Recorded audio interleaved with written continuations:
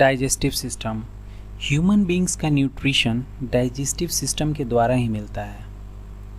Digestive system को समझने के लिए इसको 5 पार्ट में हम आसानी से डिवाइड कर सकते हैं, जिसमें फर्स्ट है egestion, second digestion, third absorption, fourth assimilation and fifth egestion. इसको हम 1 बाय 1 अच्छे से स्टडी करते हैं। इसको समझने से पहले कुछ पॉइंट्स है जिसको समझना बहुत इम्पॉर्टेंट है। ग्लैंड, जैसे कि सलाइवरी ग्लैंड हो गया, स्टमक, पेनक्रियास और लीवर, ये सारे हमारे ग्लैंड होते हैं। जो भी हमारा ग्लैंड होता है ना, वो क्या करता है, जूस प्रोड्यूस करता है। मतलब हमारे शरीर में जो भी ग्लैंड्स हैं वो क्या करते हैं, जूस प्रोड्यूस करते हैं। और उस जूस में एंजाइम्स होते हैं, जो हमारे भोजन को डाइजेस्ट करने में हेल्प करते हैं। मतलब जो भोजन होता है ना, उसको छोटे छोटे टुकड़ों में बांटने का काम हमारे एंजाइम्स का होता है। और एंजाइम्स कहाँ से मिलते हैं, जो हमारा ग्लैंड जूस प्रोड्यूस करता है ना, उसमें से एंजाइम्स मिलते हैं। ठीक है दोस्तों, तो ये बहुत बेसिक इम्पॉर्टेंट पॉइंट्स है जिसको समझना बहुत ज़रूरी है। और आगे जैसे हम बढ़ेंगे उसमें बहुत जगह पे ये चीज़ें आएंगी और आपके लिए बहुत हेल्पफुल भी होगा। माउथ, जिसे बकल कैविटी भी कहते हैं, इसमें teeth, tongue and salivary gland होता है। टीथ फूड को स्मॉल पार्ट में काटता है, चबाता है तथा ग्राइंड करता है। इसके बाद सलाइवरी ग्लैंड में सलाइवा प्रोड्यूस होता है। हमारा टंग सलाइवा को फूड के साथ मिक्स करने में हेल्प करता है। चूँकि सलाइवा पानी जैसा होता है, मतलब लिक्विड होता है, इसलिए बहुत आसानी से निगला जा सकता है। हम जब भी कुछ खाते हैं तो मुंह में पानी भर जाता है, ये सलाइवा ही है। सलाइवा ग्लैंड से सलाइवा एंजाइम्स के द्वारा केमिकली डाइजेस्ट करने में हेल्प करता है।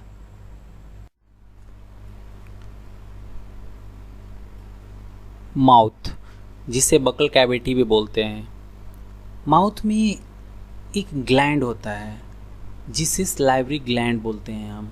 सलाइवरी ग्लैंड जो होता है ना, वो सलाइवा प्रोड्यूस करता है। ठीक है, उस सलाइवा में एंजाइम होता है, उसे सलाइवरी एमेल्स कहा जाता है, जिसमें फूड में प्रेजेंट स्टार्च को शुगर में कन्वर्ट करता है। माउथ में चबाया हुआ खाना फूड पाइप में जाता है, जिसे ओएसोफेगस कहते हैं। ओएसोफेगस में डाइजेशन नहीं होता है। ओएसोफेगस फूड को स्टमक तक ले जाता है।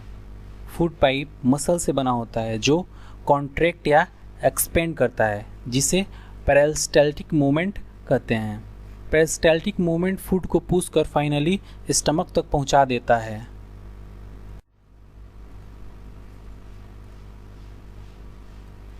स्टमक जे शेप का होता है।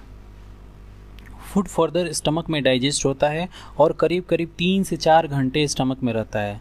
इस समय यह छोटे छोटे टुकड़ों में ब्रेक हो जाता है और सेमी सॉलिड पेस्ट बनाता है। स्टमक वॉल में 3 ट्यूबुलर ग्लैंड प्रेजेंट होता है, जो गैस्ट्रिक जूस का रिसाव करता है। मेनली 3 सब्सटेंस होते हैं, जिनका नाम है हाइड्रोक्लोरिक एसिड, एंजाइम पेप्सिन और म्यूकस।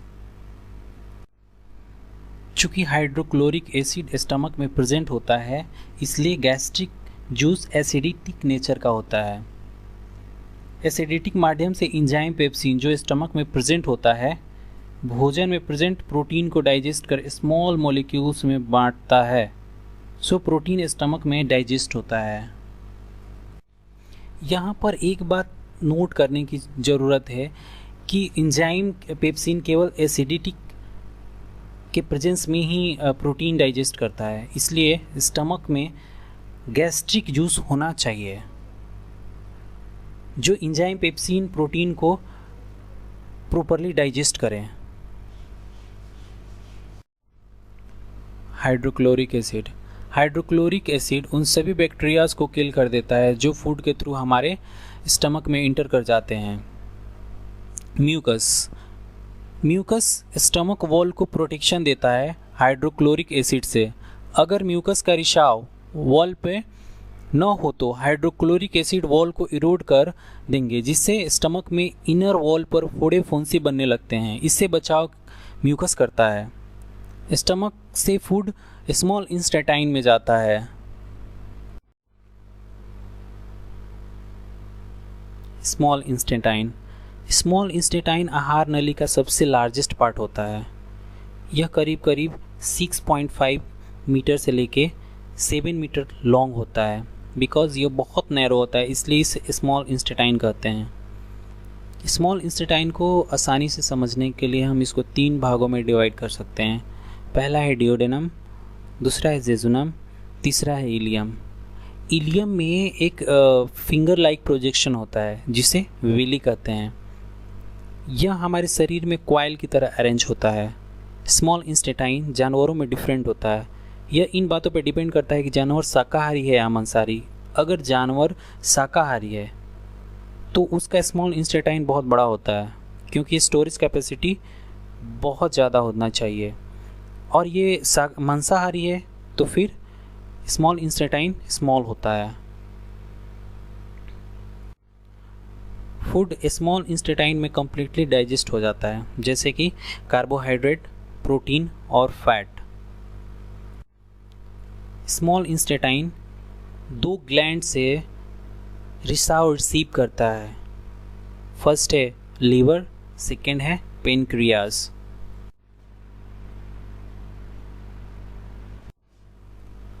लीवर हमारे डाइजेस्टिव सिस्टम का सबसे लार्जेस्ट ग्लैंड होता है, जिसका वेट करीब करीब 1.5 से लेकर 2 kg का होता है। लीवर बाइल जूस को प्रोड्यूस करता है, जो पीले रंग का होता है। नॉर्मली गल ब्लैडर में स्टोर रहता है। बाइल जूस में अल्कलीन तथा साल्ट होता है, जो फूड में प्रेजेंट फैट को इमल्सिफाई मतलब छोटे छोटे टुकड़ों में बांटना या ब्रेक करने में सहायता करता है। इसलिए बाइल 2 फंक्शन को परफॉर्म करता है। फर्स्ट, स्टमक से आने एसिडिक एसिडिक फूड को अल्कलीन बनाना, जिससे पैनक्रियाटिक एंजाइम पर एक्ट कर सके। दूसरा, बाइल साल्ट भोजन में प्रेजेंट फैट को आसानी से तोड़ उसे डाइजेस्ट कर सके।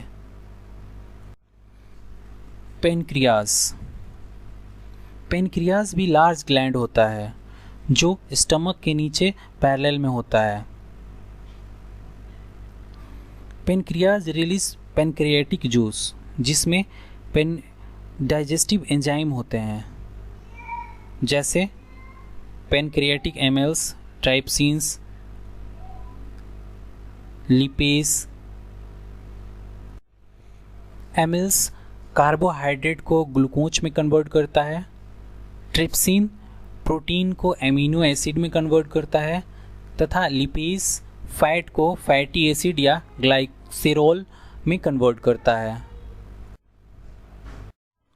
ड्यूडेनम स्मॉल इंस्टेटाइन का एक पार्ट होता है, जो 2 ग्लैंड से रिसाव रिसीव करता है। First liver, second pancreas. Pancreas जो होता है ना, वो पेनक्रियाटिक जूस प्रोड्यूस करता है। इसमें जो भी एंजाइम्स होते हैं, जिसका नाम एमिल्स है, वो स्टार्च को माल्टोज में कन्वर्ट करता है। दूसरा ट्राइप्सिन है, जो पेप्टोन को पेप्टाइड में कन्वर्ट करता है। तीसरा लिपेज है, जो फैट को फैटी एसिड में कन्वर्ट करता है। जेजुनम एंड इलियम पेप्टाइड, जिस एक एंजाइम होता है इरिप्शिन, जो पेप्टाइड को एमिनो एसिड में कन्वर्ट करता है। माल्टोज को ग्लूकोज में कन्वर्ट करता है और सुक्रोज को ग्लूकोज में कन्वर्ट करता है। स्मॉल इंस्टेटाइन के वॉल में एक ग्लैंड होता है, जो इंटेस्टिनल जूस रिलीज करता है। इंटेस्टिनल जूस में बहुत सारे एंजाइम्स होते हैं, जो कॉम्प्लेक्स कार्बोहाइड्रेट को ग्लूकोज में, प्रोटीन को एमिनो एसिड में तथा फैट को फैटी एसिड में ब्रेक कर डाइजेस्ट करते हैं। ये बहुत छोटे छोटे मॉलिक्यूल्स होते हैं, जो पानी में आसानी से घुल जाते हैं। इस प्रोसेस में बड़े पार्ट छोटे मॉलिक्यूल्स में ब्रेक हो जाते हैं। एंजाइम को बायोलॉजिकल कैटलिस्ट भी बोलते हैं। अब्जॉर्प्शन, कंप्लीट डाइजेशन के बाद फूड का मॉलिक्यूल्स बहुत स्मॉल हो जाता है, जो स्मॉल इंस्टेटाइन के वॉल से गुजरता है, जिसे इलियम बोलते हैं। इस पार्ट में ब्लड कैपिलरी रहता है, जो हमारे ब्लड को जाता है। इलियम में ही डाइजेस्टेड फूड का अब्जॉर्प्शन होता है। स्मॉल इंस्टेटाइन के इनर वॉल पर मिलियंस ऑफ छोटे छोटे फिंगर लाइक प्रोजेक्शन होता है, जिसे विली कहते हैं। यह पूरे सरफेस पे फैला होता है। विली की सहायता से डाइजेस्टेड फूड का रैपिड अब्जॉर्प्शन हो पाता है। डाइजेस्टेड फूड जो विली के थ्रू ऑब्जर्व होता है वो हमारे ब्लड को जाता है।